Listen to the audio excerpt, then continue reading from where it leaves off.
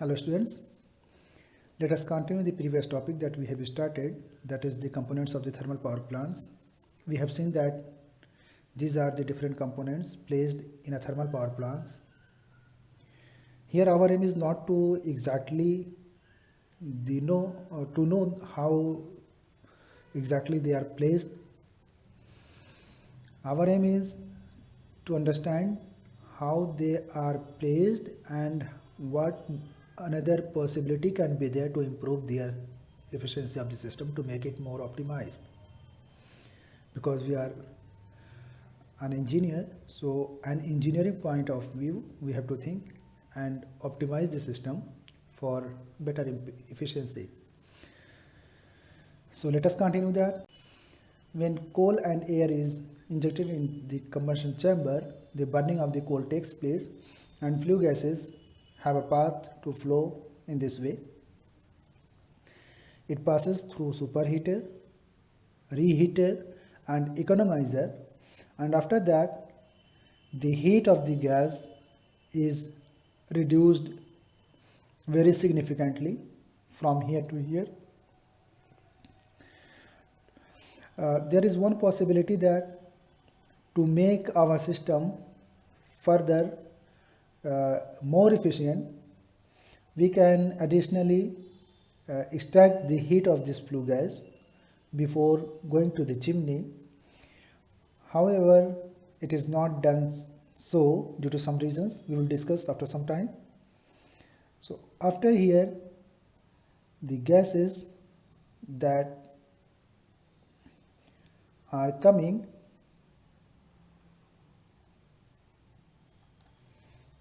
are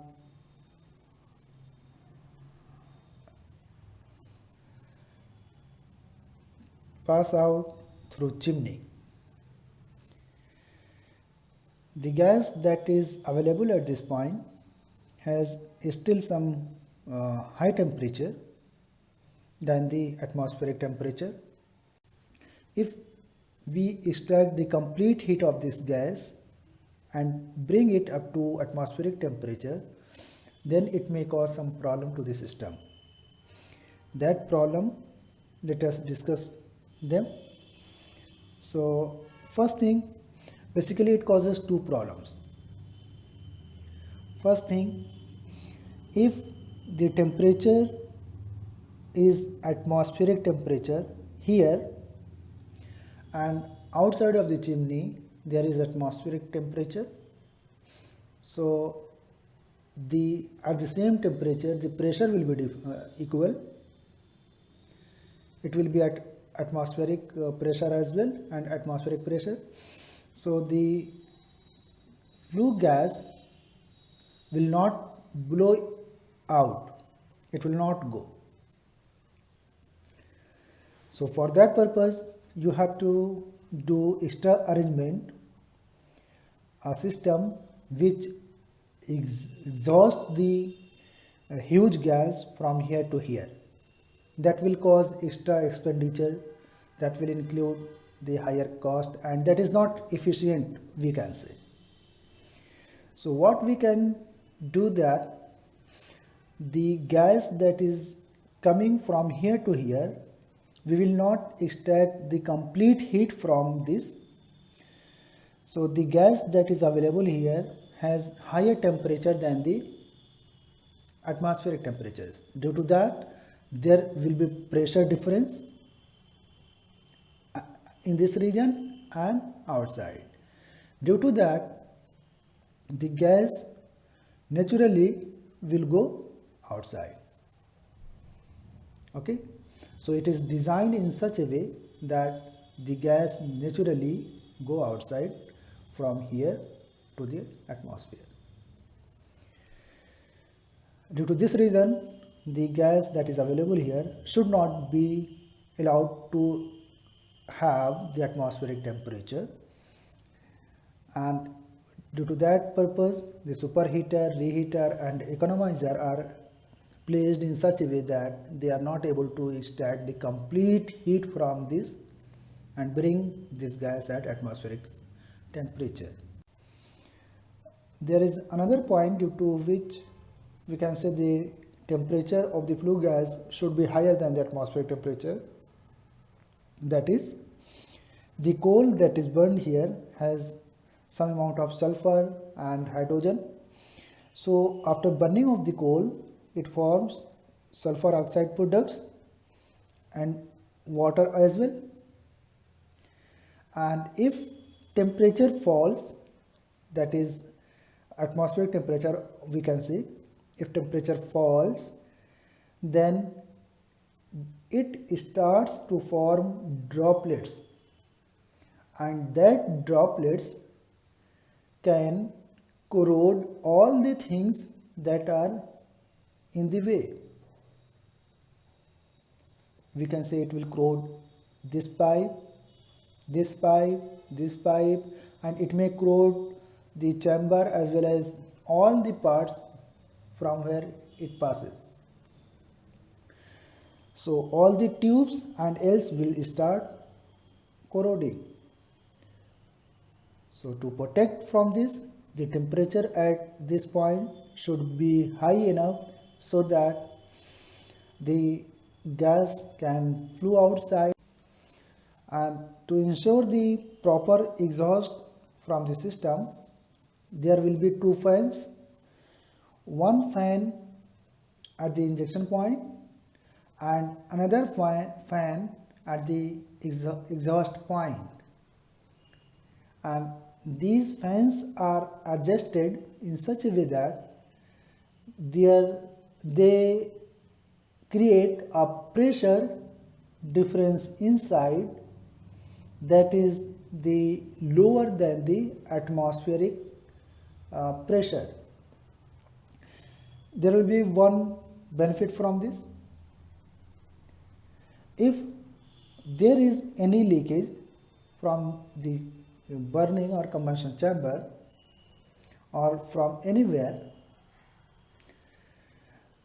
so the flames does not come outside if inside pressure is lower than the outside pressure.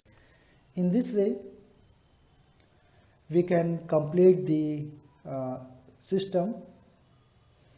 And now the point is, if we are an engineer and we think to improve the efficiency of the system, then what can be target point? So the first point is to know where losses are occurring. So start from here. The first point is injection of the coal and air. So in the beginning of the plant, when coal and air is injected inside, it will not burn completely. So what is done to protect from the unburning of the carbon? In the beginning, oil with air is injected inside, and oil burns properly. Once it get ignited and started burning, then mixture of coal and air is injected into this combustion chamber and oil is stopped. And every time in the beginning, high amount of oil is required. So that is one loss source, we can say. So that is first point where loss is occurring. The second point is to keep the pressure difference from between outside and inside. The temperature difference is necessary, and so there should be the different higher temperature at this point than that, and this is that comes in the form of loss only. So this is the second point where loss is occurring and we cannot do anything. And third point where loss can occur is here, that we can see when cold water comes in, it extracts the heat from the steam from the condenser and get heated up, and hot water is thrown out to the atmosphere or to the environment. So this is the place where third loss is occurring. So first is in the beginning of the burning of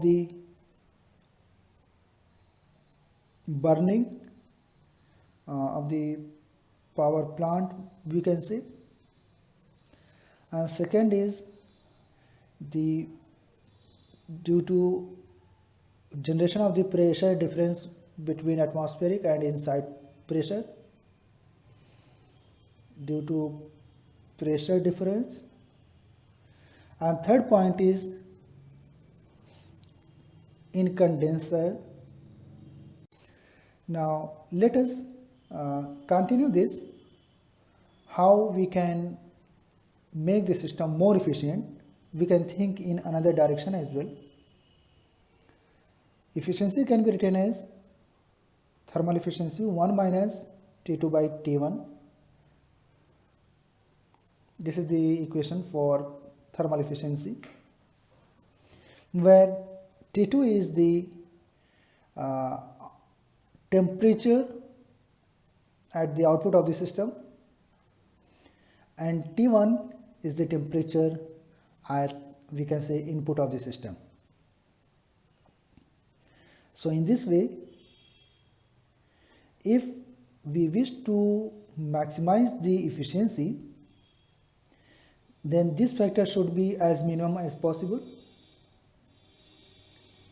So T2 should be as low as possible and T1 should be as maximum as possible. So to increase the T1, what we can do? We can have the tubes such a way that it can extract the maximum heat from the flue gas to increase the temperature of the gas that is passing through that. And in the same way, to minimize the T2, we can have the material here. We can have the tube in such a way that it loses its heat from here to the cold water. Now we can stop the discussion at different components of thermal power plants at this point. Now we will discuss the environmental effects of the plant. Now let us discuss the environmental effects of the thermal power plants. Basically, we will discuss about the pollutions in this. So the first pollution that we can have, that is thermal pollution.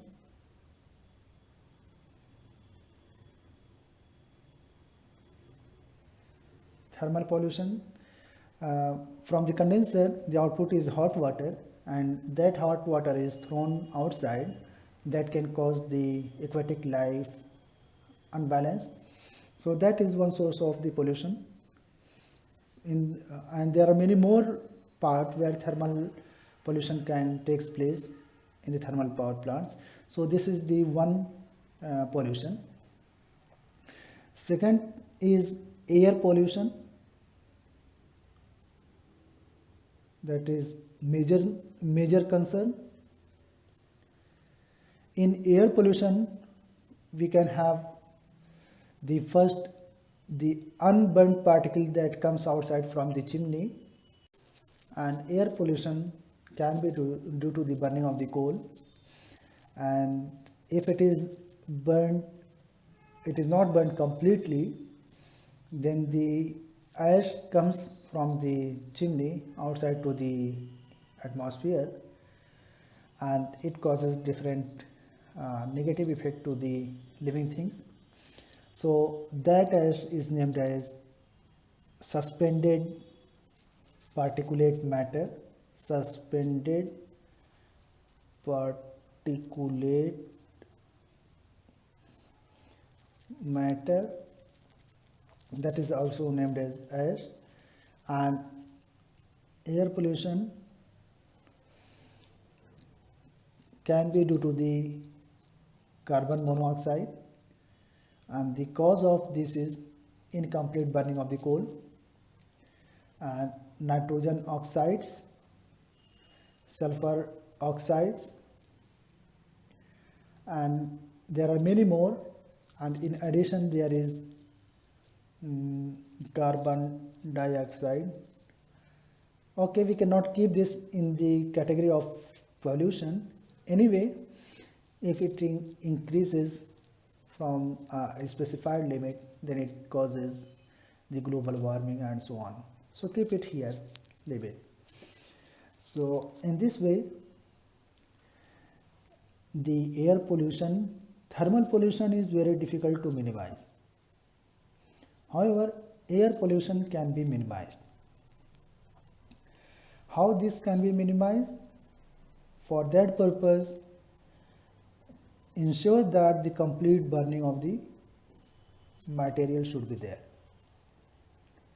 So for that purpose, we should keep the right amount of air and the coal. So if the coal is pulverized and mixed with the and thrown in with the air, and it remains in the combustion chamber for proper time with proper air, then we can ensure the complete burning. And still, if this is combustion chamber, still there is the settlement of the ash at the bottom. So ash settles down and it can be easily collected and removed out. But the ash that is coming from the chimney can create many problems. So this can be removed very easily. However, that ash that is coming out from here to through the chimney to the atmosphere, an electrostatic precipitator is used to collect the ash from coming it out to the atmosphere, and this ash can be collected and utilized for construction purpose. So in this way, we have discussed the different parts of the placement of the different parts of the thermal power plants and the environmental effect of the system. We can stop at this point. Thank you very much.